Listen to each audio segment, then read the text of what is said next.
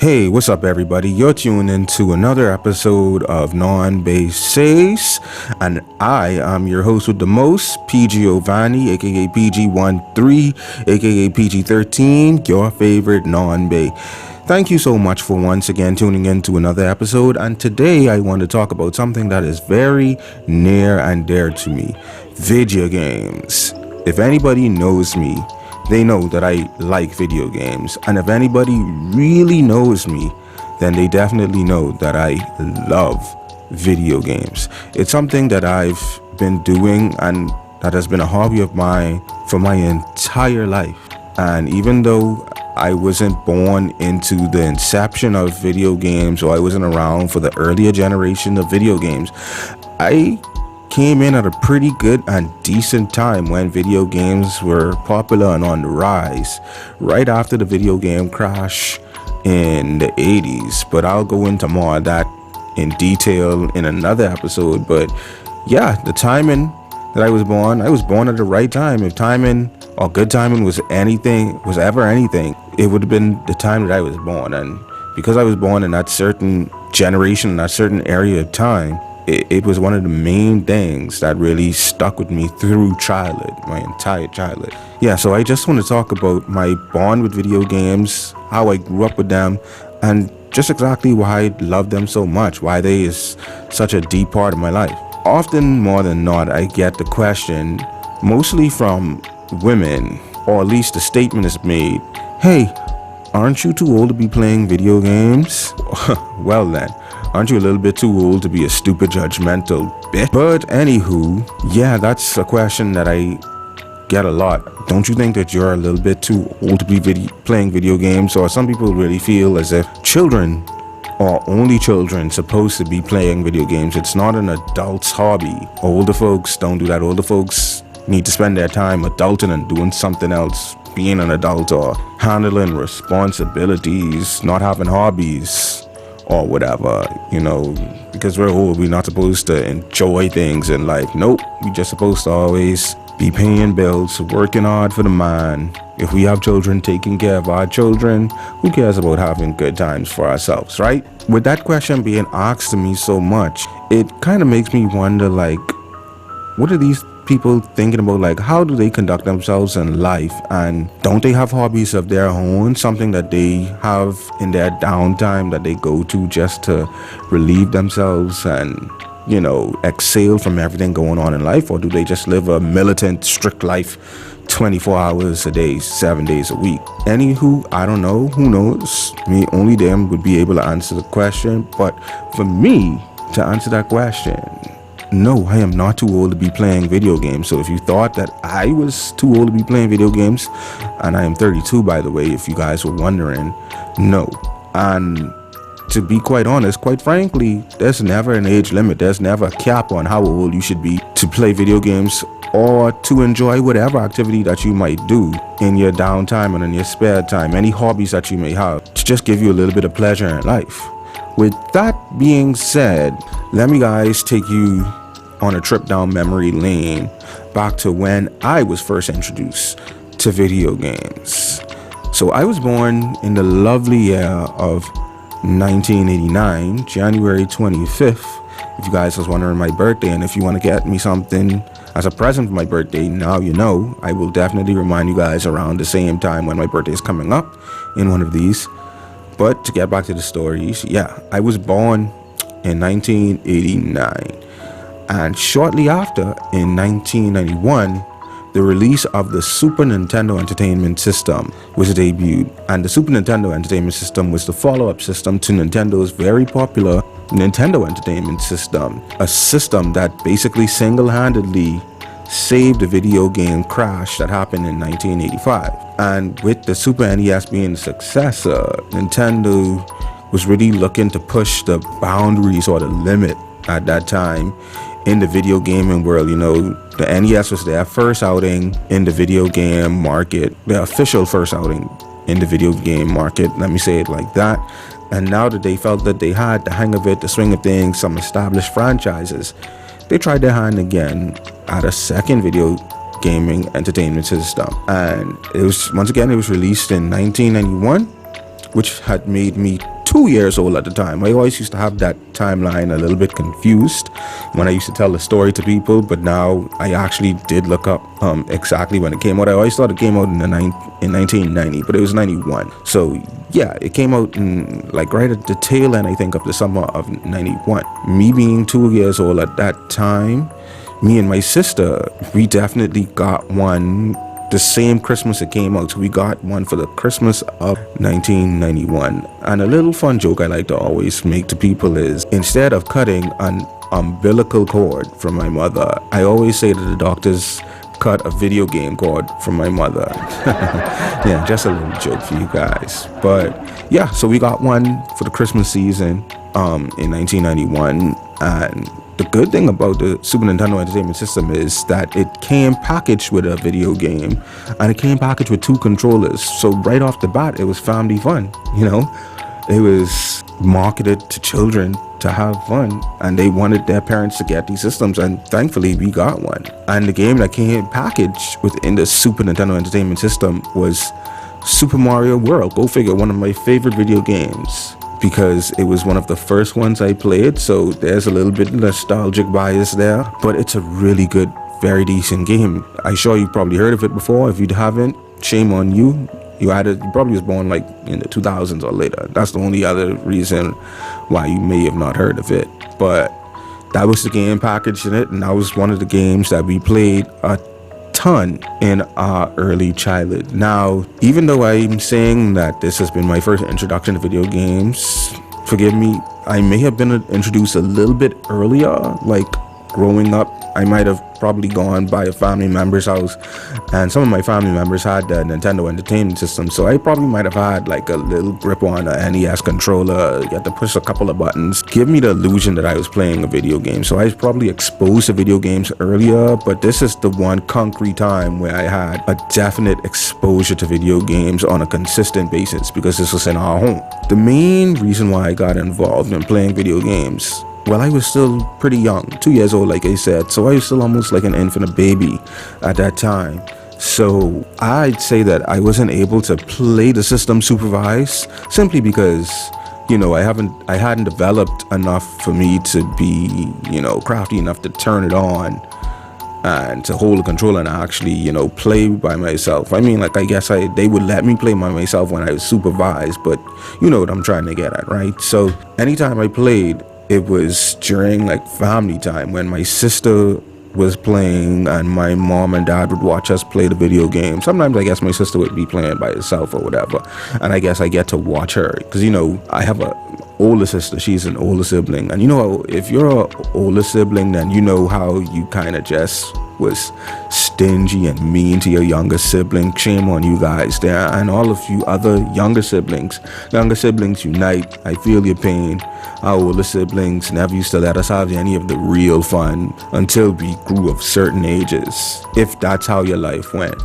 But anywho, yeah, so we used to have family time where we would just sit down and just play the game. Not my parents, but more so my sister and me from time to time. So I remember specifically there was just one level that I was trying to play, and this was like me kind of playing on my own. Like nobody was really helping me and holding control or nothing like that, and everybody watching me, and I'm just like playing through this level, doing my thing, and I was coming down to the end of the level, and my family was just sitting there cheering me on. Go PG, you could do this, you almost beat the level. This is going to be the first time that I was going to actually pass an entire level by myself in the game.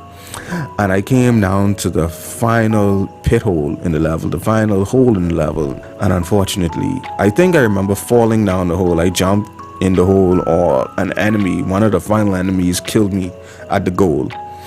And my family was like, oh my gosh, you was so close. You had it, come on, do it again, try again. So when my turn came up again, I tried again, and I grinded through the level. You know, I was kind of ramboing through the level. Got to the same place that I was at, and I was like, could I do this? And my family was like, you could do this, you got this. And I remember the time was running out in the level, and the pressure was on, y'all, honestly.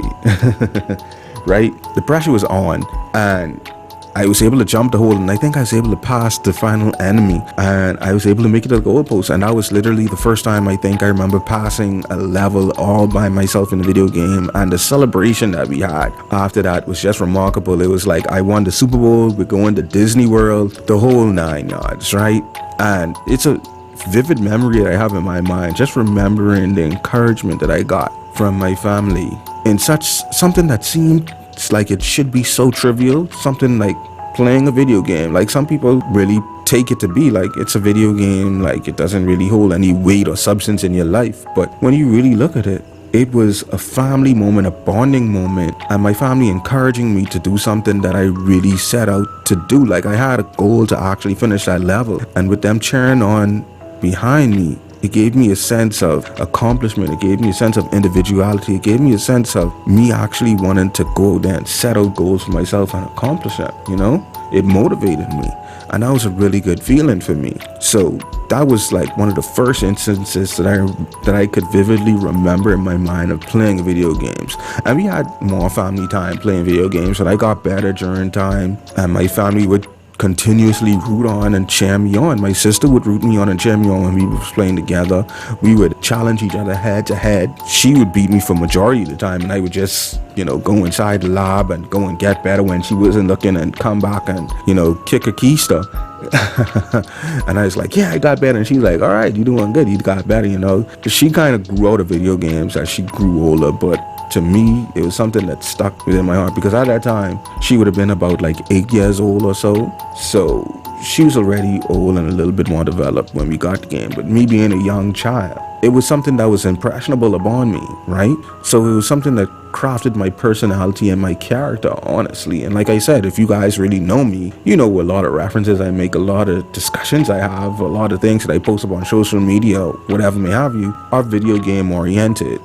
So I went on to enjoy video games from then on out. Like, I went by other family members who had video games. Some of them had like Sega Genesis at the time, and they introduced me into like Sega gaming and stuff like that. And I was like, oh, the Sega is really cool too. I wish I had a Sega. And I was like asking my parents to get me some Sega stuff and all of that. And then I remember one of my older cousins, he first got a PlayStation. He was like, you gotta get a PlayStation, bro. Like, you playing this rinky dinky Super Nintendo, you gotta move on up in life.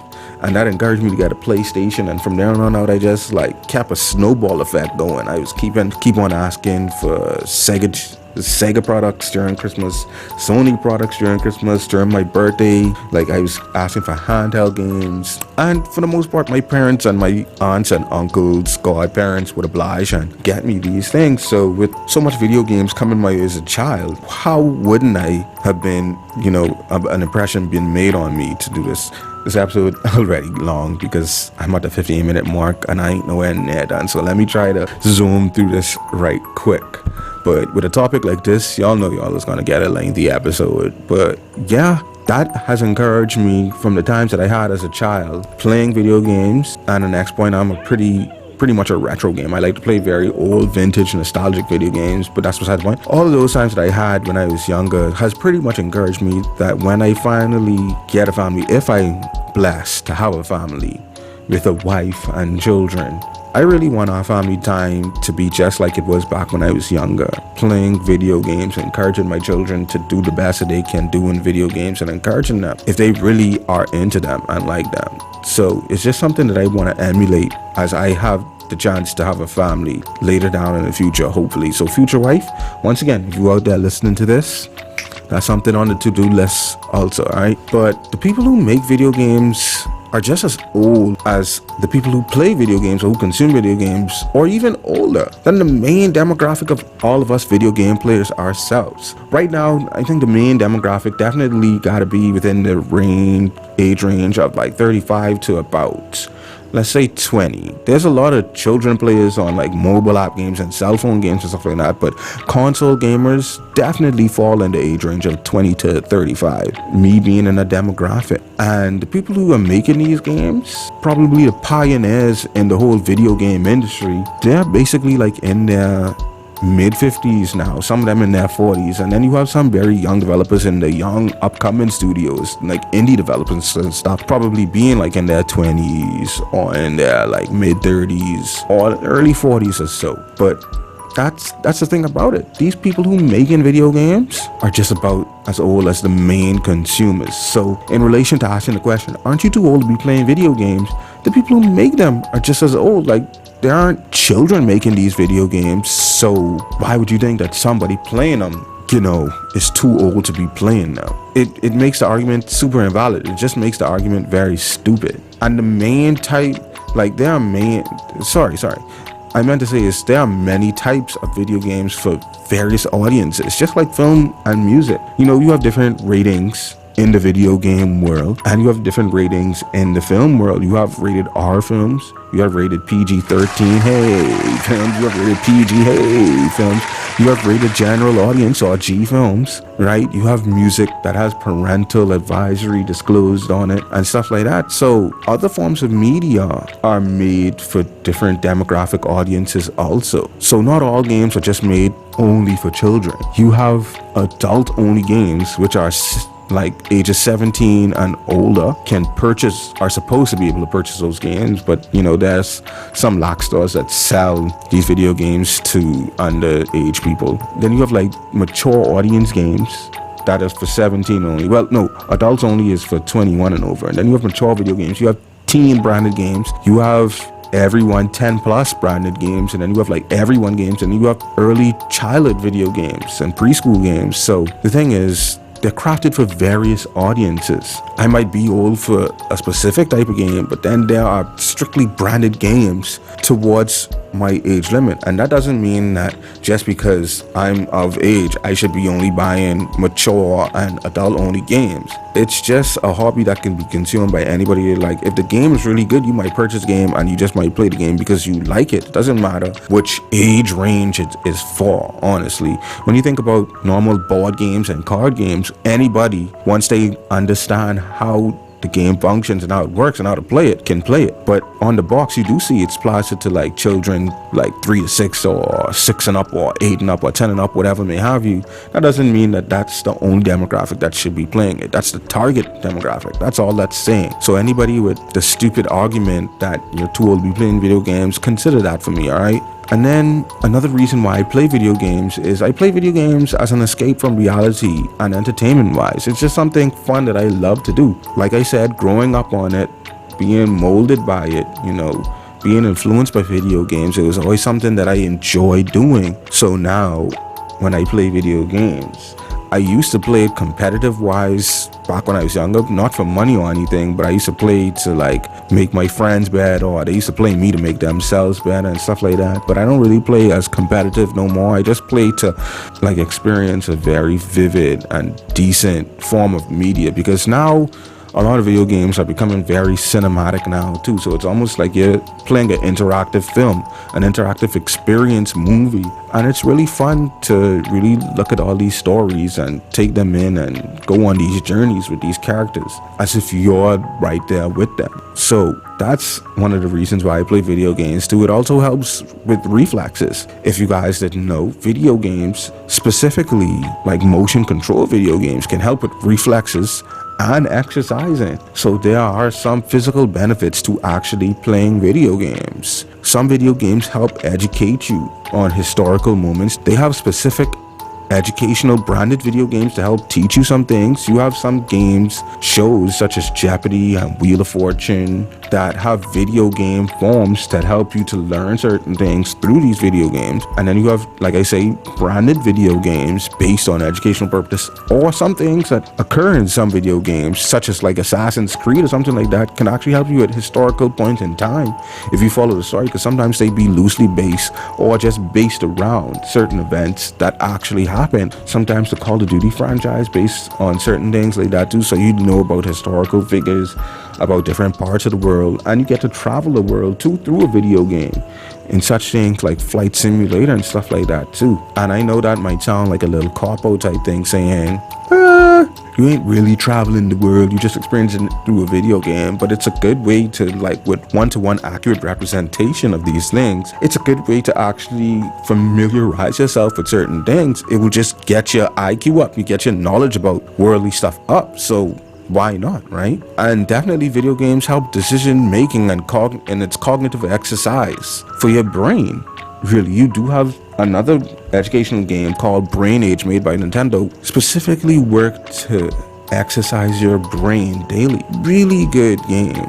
So these people making certain video games, they making them for very good purposes too, and it helps with creativity, looking at all the adventures that you go on, like I said, and all the journeys that these characters go on. Really, really helps with your creativity. I'm a very creative person, and I'm a very creative writer, and people always used to like my stories that I used to write, like on social media or back in primary school and high school. And I give credit to the video games that I played to help me with such things like that. All credit, not all credit, but a lot of credit is due to all of the media that I've consumed in my years growing up. And video games definitely is the key part of my creative mind. So in closing, because I could close now, I gone on a little long about that, like this time got ahead of me very, very quickly. But in closing, I would just like to say, don't disrespect others for loving something that they truly and genuinely enjoy. Everybody has a right to enjoy what he or she likes and what makes them happy. And if you disrespect others for loving something that they enjoy, that just makes you a jackass for shaming and bullying people who find genuine entertainment and genuine solace in their hobbies and their crafts. Because when you really look at it, you yourself have hobbies and things that you love to do, things that you do to unwind, and you don't want nobody to be a douchebag and come and bully you or discriminate against you because you're doing something that you genuinely enjoy that makes you happy. Everybody deserves to be happy. So don't be a jackass and go out there and bully people or make fun of people for doing something they love. No matter if you don't know how, like if you can't relate it or if you don't understand it, the fact that they're understanding it and you see them having fun and they genuinely having fun with it should be enough for you, and it should make you happy. Say, well, if that's what floats your boat, go ahead, because that's their business in the first place, and your business is your business in the first place. Go and do something that makes you happy. When somebody is doing something that they're doing to be happy, don't rain on that parade, all right? So, are you too old to be playing video games? Not at all. You ain't too old to be doing whatever you love. Just make sure you really love doing it and you genuinely love doing it and don't care what anybody else have to say while you're doing that thing. So thanks once again for listening. Hope you enjoyed this episode and the insight into why I'm such a very avid video gamer and why I love video games. And if you really like playing video games, let me know. Tell me what type of games that you like playing. I guess I should have gone into the type of video games I like playing, but I guess I could talk about that some other time in the future and stuff like that. My favorite brand, my favorite types of games, the whole 9 yards once again. But like I say, that's for another episode. So just let me know what video games you like. Let me know if you enjoyed the episode. And without further ado, once again, thank you again. Hope you've been entertained, enjoyed this episode. And I hope you look forward to the next one coming up. So this has been Your Favorite Non Bae once again. I hope you have a good rest of your day. This is me signing out. Peace.